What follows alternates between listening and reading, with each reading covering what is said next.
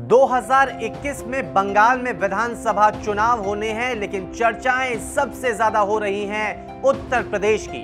साल 2022 में उत्तर प्रदेश में विधानसभा चुनाव होने हैं, लेकिन उस विधानसभा चुनाव की सरगर्मी जो है अभी से तेज हो गई है। लगभग सवा साल पहले ही उत्तर प्रदेश विधानसभा चुनाव के लिए तमाम दल जो हैं वो अपने अपने हाथ आजमा रहे हैं। पहले से ही उत्तर प्रदेश में 4 बड़ी पार्टियां मौजूद थी, जिसमें सपा, बसपा, कांग्रेस और बीजेपी है।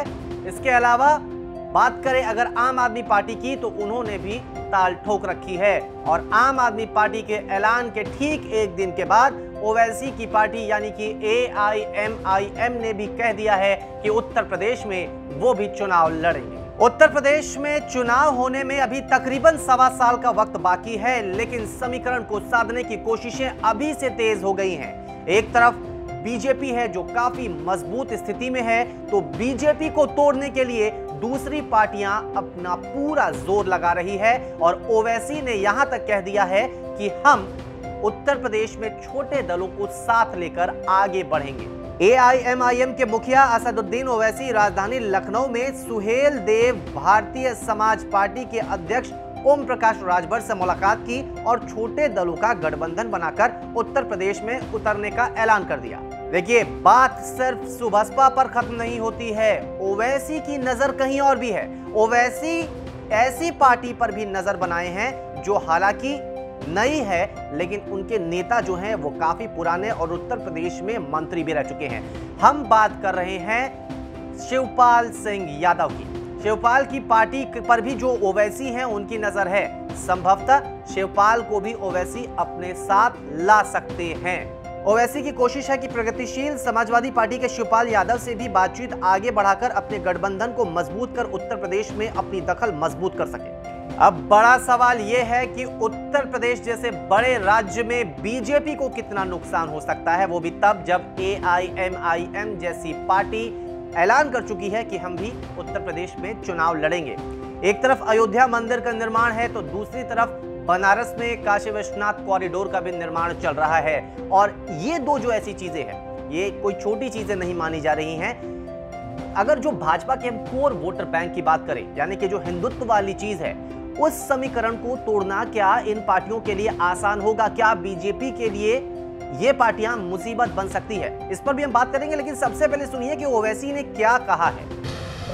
नहीं, देखिए, एक पॉलिटिकल पार्टी है। हमने 5 साल पहले भी हमने चुनाव लड़ा था, हमको कुछ कामयाबी नहीं मिली। तो उसके बाद हमने अपने संगठन को काफ़ी मजबूत किया। नगर पालिका और नगर पंचायत के चुनाव में हमने कामयाबी हासिल की बाद में। तो उसी का एक सिलसिला है, हम पार्टी को मजबूत करना चाहते हैं और यूपी के विधानसभा में हमारे कैंडिडेट्स को जिताकर विधायक बनाकर अभियान की हम कोशिश कर रहे हैं। ओम प्रकाश राजभर जी से मुलाकात हुई, क्या कॉन्क्रीट बात हुई कुछ आपने? उनका जो मोर्चा है, भागीदारी संकल्प मोर्चा, हम उसका हिस्सा बनेंगे और उनके साथ हम काम करेंगे और आगे बढ़ेंगे। और हम समझते हैं कि जितना जो वंचित समाज है उन सब का एक जगह जमा होना, मिलना बहुत अच्छी बात है। शिवपाल यादव जी से भी मुलाकात होनी थी, बातचीत होनी थी, क्या रहा, क्यों मुलाकात नहीं हुई या क्या आगे कोई प्लान? नहीं, जनाब शिवपाल यादव साहब से हमारे प्रदेश के अध्यक्ष जनाब शौकत साहब ने आज से 8 दिन पहले उनसे मुलाकात की। मैं दोबारा लखनऊ आऊँगा या दिल्ली में उनसे मेरी मुलाकात होगी। बराबर वो यूपी के बहुत बड़ा चेहरा है, सियासी चेहरा है, बड़ा उनका अनुभव है, एक्सपीरियंस है। ज़रूर हम उनसे मुलाकात। इन दोनों लोगों से ही आप सियासी गठबंधन करेंगे आने वाले वक्त में? नहीं, पहले तो मैं जनाब शिवपाल यादव साहब से मुलाकात करूँगा और फिर आपके सवाल का जब भी जवाब दूँ। देखिए, क्षेत्रीय दलों के लिए आसान नहीं है कि बीजेपी को मजबूती के साथ टक्कर दे, वो भी तब जब हिंदुत्व के एजेंडे के साथ बीजेपी आगे बढ़ रही है और लगातार काम करके दिखा भी रही है। खैर, ऐसा पहली बार नहीं हुआ है जब ओवैसी ने उत्तर प्रदेश में अपनी किस्मत आजमाई हो। अगर बात करें ओवैसी की, तो ओवैसी इससे पहले भी उत्तर प्रदेश में अपनी किस्मत आजमा चुके हैं। साल 2017 में उत्तर प्रदेश की 34 सीटों पर ओवैसी ने अपने उम्मीदवार उतारे थे, लेकिन उन्हें एक भी सीट पर जीत नहीं मिली थी। ओवैसी पर आरोप ये भी लगते रहे हैं कि ओवैसी तो बीजेपी के बी मेंबर है, यानी कि बी टीम है AIMIM। कांग्रेस की ओर से यह आरोप लगाए गए हैं कई बार और वक्त वक्त पर ओवैसी ने बहुत अच्छे तरीके से जवाब भी दिया है। खैर, अब ओवैसी जब उत्तर प्रदेश में आ रही है तो कुछ लोगों का मानना है कि हो सकता है बीजेपी को नुकसान हो, लेकिन क्या वाकई में ऐसा होगा? जो अगर समीकरण देखें तो ऐसा भी संभव है कि बीजेपी को ओवैसी के आने से फायदा मिले। मुस्लिम वोटों का बिखराव बीजेपी के लिए यहां वरदान बन सकता है। यह कुछ ठीक वैसा ही है जैसा बिहार में हुआ था। बिहार में ओवैसी की पार्टी ने, उनके उम्मीदवार जो थे वो चुनाव लड़े और सीटें भी मिली। इसका जो नुकसान हुआ वो कहीं ना कहीं महागठबंधन को हुआ, फायदा मिला। अगर बात करें इसकी पूरे चुनाव की तो एनडीए को। उत्तर प्रदेश की बात करते हैं तो उत्तर प्रदेश के जो समीकरण है वो काफी अलग है।